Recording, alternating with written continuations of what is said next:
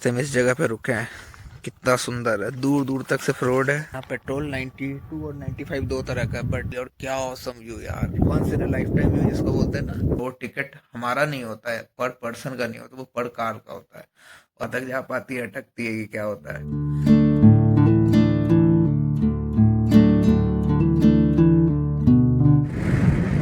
So welcome back guys, स्वागत है मेरे यूट्यूब चैनल में। तो चल रहा है कजाकिस्तान का सीरीज, और आज के ब्लॉग में हम लोग चल रहे हैं ऑल्टिन ईमेल नेशनल पार्क। और बात करें अभी कहाँ है, तो अभी है हम लोग जस्ट सैटी विलेज से निकले हैं। लास्ट ब्लॉग अगर आपने नहीं देखा तो एक बार देख लो, उसमें हम लोगों ने कैंपिंग किया था सैटी से थोड़ा सा आगे, कोलसाई लेक के जस्ट पहले। और उस ब्लॉग में मैंने पूरा कोलसाई लेक का टूर भी दिया। बहुत ही सुंदर लेक है, बहुत ज़्यादा सुंदर। और कैंपिंग भी जिस जगह पे हम लोगों ने किया वही बहुत सुंदर था। और अभी जहाँ जा रहे हैं ये भी बहुत सुंदर है। ये सामने देखो पहाड़, स्नो कैट माउंटेन्स दिख रहे हैं क्या कैमरा में? हाँ, नाइस। बताना जरा कमेंट करके कैसा लग रहा है यार ये व्यू। क्या आपने सोचा था कजाकिस्तान ऐसा होगा? बहुत सुंदर है कजाकिस्तान। और जबकि अभी प्रॉपर विंटर सीजन यहाँ नहीं आया है। देख लो कितना धूप है, ये तो भी सामने बर्फ है।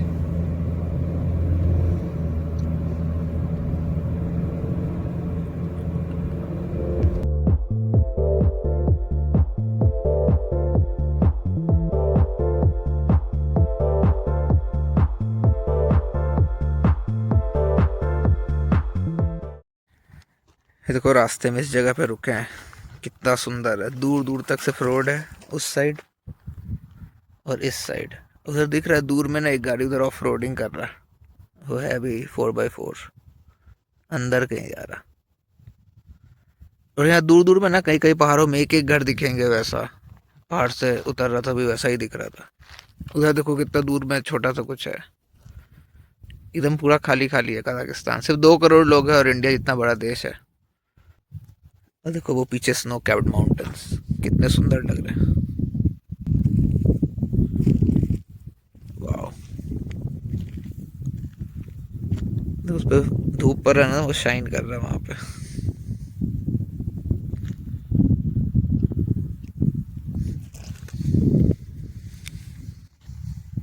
एक गाड़ी आ रही है अभी।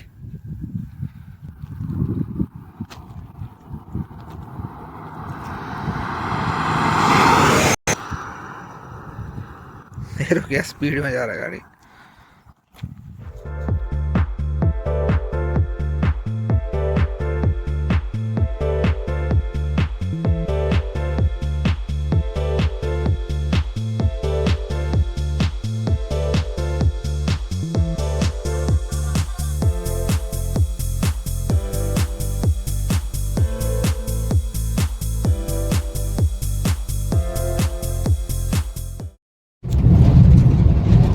ये देखो यहाँ पे भी ना लंबे वाले ट्रक्स चलते हैं, रोड ट्रेन जो होता है। अब यहाँ ऑस्ट्रेलिया वगैरह में सुनोगे रोड ट्रेन चलते हैं, उसमें ट्रेलर लगा होता है। ये भी उसी टाइप का था। आगे और भी है, फिर मिलता तो दिखाते हैं।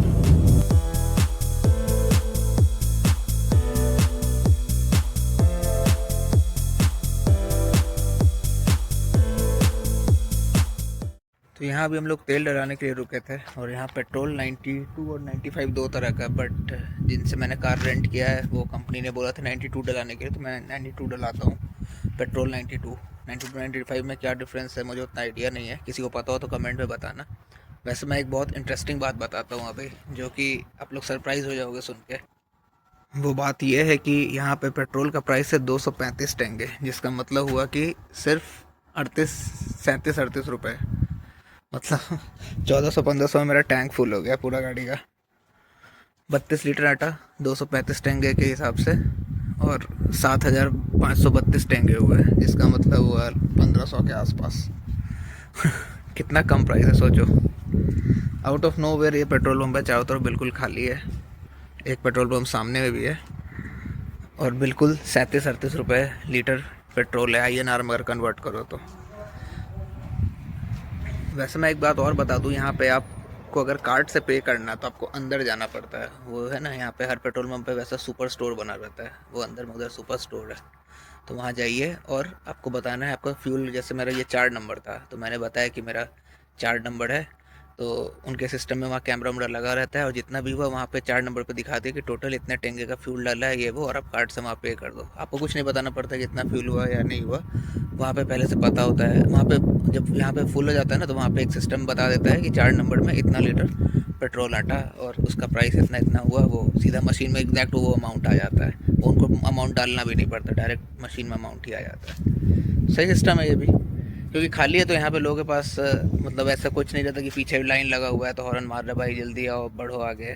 तो इसलिए आप आराम से जाके अंदर पे करके फिर गाड़ी लेके जा सकते हो। देखो मैं भी डला लिया, 5 मिनट तेल डलाए हुए भी हो गया, लेकिन अभी तक कोई उतना आया नहीं, हुई पॉपुलेशन ही बहुत कम है। चलो अब निकलते हैं यहाँ से आगे, अपना जहाँ जा रहे हैं एम एल नेशनल पार्क, ऑल्टन M L national park, full form ये है। मैं 100 पे चल रहा हूँ और ये ट्रक मेरे को ओवरटेक कर रही है। देखो ये रोड ट्रेन है, डबल वाली। यहाँ पे सब स्पीड में ही चलते हैं, 110 का लिमिट है ट्रक का भी, गाड़ी का भी, सब उसी स्पीड में चल रहा है।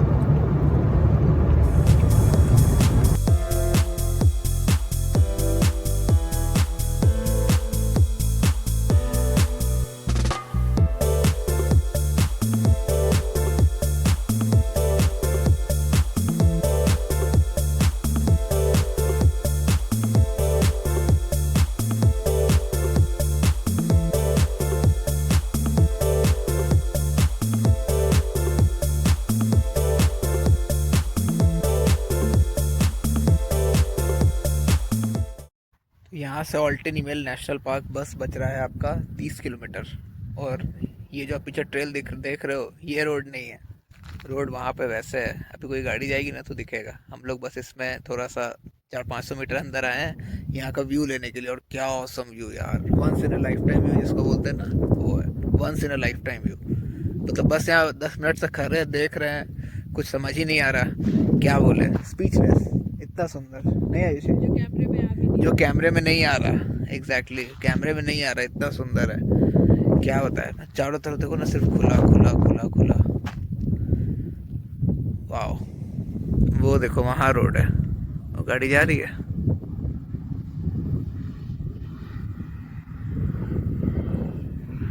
वो रोड है पूरा। मतलब इतना ओपन यहाँ पे है ना फील्ड, मतलब क्या बताऊँ। और वहां से फिर वो धीरे धीरे ऊपर की तरफ उठ रहा है, प्लेटू जैसा, वो कैमरे में पता नहीं चल रहा, और वो उधर पहाड़ है जस्ट सेम, पीछे भी है, इधर भी थोड़ा प्लेटू जैसा है, फिर वो ऊपर उठ रहा है, कैमरे में उतना दिख ही नहीं रहा। ड्रोन यहाँ मिस कर रहा हूँ।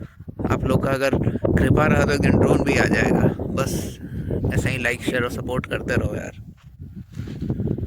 वाह, बताना यार कमेंट में कैसा लग रहा है ये व्यू, अमेजिंग।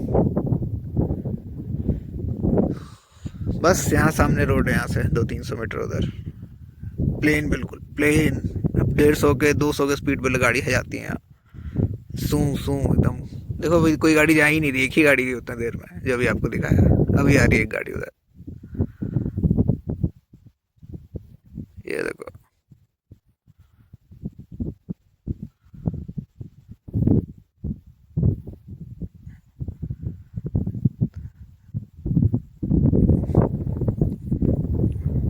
पता ही नहीं है, बस गाड़ी लग रहा है कि फील्ड में दौड़े जा रहा।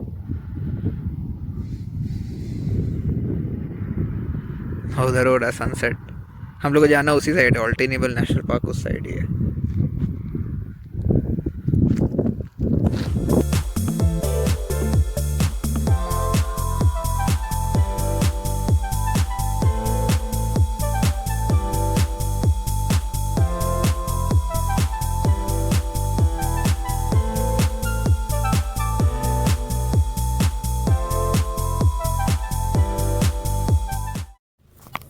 तो ये देखो, इस रोड से भी हम लोग आए सामने से, और यहाँ से हमें टर्न होना लेफ्ट, और ये जो बोर्ड पे लिखा है, ये लिखा है ऑल्टन ईमेल नेशनल पार्क, दूसरे लैंग्वेज में, लेकिन आपको समझ में आ जाएगा ऑल्टन ईमेल ही लिखा है। और हम लोग को यहाँ भी यही बता रहा मैप जो है, 3 किलोमीटर यहाँ से। उम्मीद करते हैं कुछ मिल जाए वहाँ रहने वहने का, नहीं तो ऐसा रहता है ना कि हम लोग के पास सफिशिएंट खाना होता है, कुछ मिले नहीं मिले तो हम लोग सो सकते हैं कहीं भी और खा सकते हैं कहीं भी, कम से कम 2 दिन तो आराम से, इतना खाना रहता है नहीं। हमेशा। भूखे नहीं मरेंगे कहीं भी जाए। वो भी 3 टाइम का खाना बता रहा हूँ।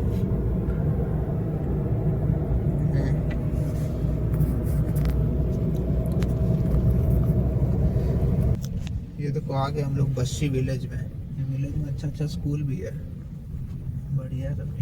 वो छोटा मोटा स्कूल है, डिवाइडर वाला रोड है, इधर भी एक छोटा सा पार्क है, ये तो यूट है, और इधर लेफ्ट साइड में पार्क है। देखो बच्चे बच्चे खेल रहे हैं सब। ये है कोई ऑल्टन ईमेल का SNNP उधर ऑफिस। ऑफिस है। अभी क्या चीज का ऑफिस है, चलो अभी चल के देखते हैं। You have left the route.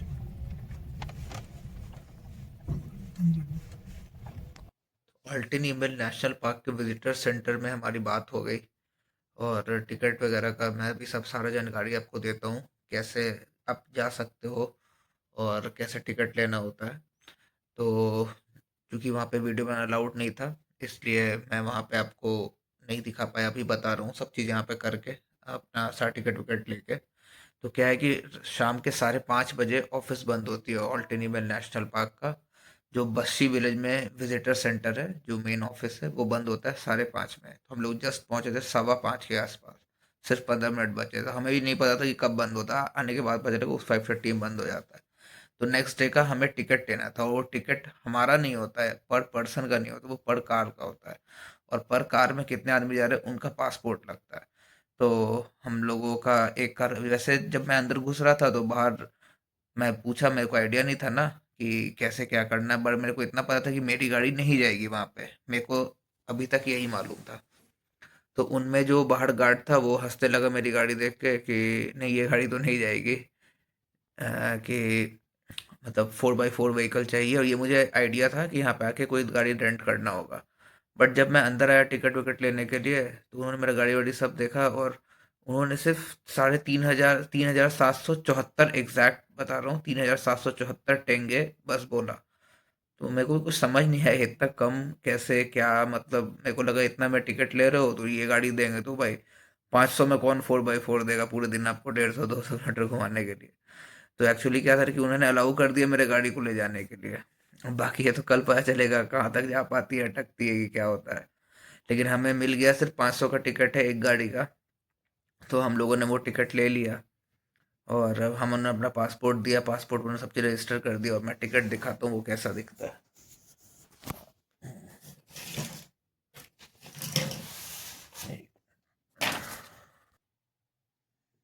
ऐसा है कुछ टिकट, इसमें मेरा नाम लिखा है कौशिक, और ये गाड़ी का नंबर है, ये जो है 020 RTS 02, जिस गाड़ी से मैं अभी चल रहा हूँ। और नंबर ऑफ पर्सन्स ये लिखा है 2, ये इनके लैंग्वेज में है, बट मैं बता रहा हूँ ये क्या लिखा है।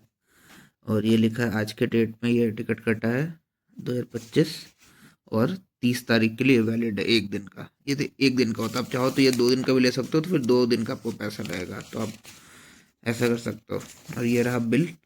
हाँ, फिर आपको ये देखो, ये एक रूट मैप है, यहाँ पे हम लोग थे, ये था विजिटर सेंटर, ठीक है। यहाँ से हमें निकल के जाना है आगे, और ये इस जगह से स्टार्ट होता है आपका मेन जो एरिया है एक्सप्लोर करने का, ऑल्टिन ईमेल नेशनल पार्क का। तो यहाँ से 2 रास्ते हैं, एक रास्ता ये है जो 50 किलोमीटर जाना है, फिर 50 किलोमीटर आना है, तो टोटल हुआ 100 किलोमीटर। इसमें आपके आते हैं ये सब अलग अलग, डर्ट रोड है पूरा। तो इसलिए लोग 4x4 बोलते हो कि हाँ धूल गर्दा और गिट्टी विट्टी है, बट ऐसा नहीं कि गाड़ी अटक जाएगी, मैं उम्मीद ऐसा कर रहा हूँ। बाकी तो अब कल जाने के बाद पता चलेगा। तो ये सब अलग अलग चीज़ें हैं। फिर यहाँ से आप वापस यहाँ आओगे और फिर इधर जाओगे, ठीक है। ये सब 75 किलोमीटर का रास्ता, 75 जाना 75 आना, तो टोटल 150 हुआ है। तो उन्होंने मुझे सजेस्ट किया कि आप पहले यहाँ चले जाओ, ठीक है। 75 सुबह 7 बजे खुलता है ये, और फिर दोपहर तक वापस आ जाओ, लंच करो, और फिर ये वाले 50 किलोमीटर के लिए चले जाओ, और फिर शाम तक वापस आ जाओ। तो सुबह के 7 से लेके शाम के 7 बजे तक ये पूरा नेशनल पार्क खुला होता है। इसमें ये अलग अलग चीज़ है, अक्ताऊ माउंटेन्स, काटूटाऊ माउंटेन्स, ये पूरा डर्ट रोड ही है। फिर इसमें भी अलग अलग जगह कैंपिंग होती है, और ये फिर एक 700 ईयर ओल्ड विलो है कुछ वहाँ पे, ये चीज़ है। फिर सिंगिंग सैंड ड्यूज जो बहुत फेमस है, माउंटेन्स बिग कालकान, माउंटेन स्मॉल कालकान, तो अलग अलग तरह के माउंटेन्स है, एक स्प्रिंग है, फिर स्टेला कटास है। तो फिर उन्होंने बताया कि आप जब इसमें जाओगे तो फिर वापस आते वक्त यहाँ पे कैंपिंग करने का ये सब जगह है।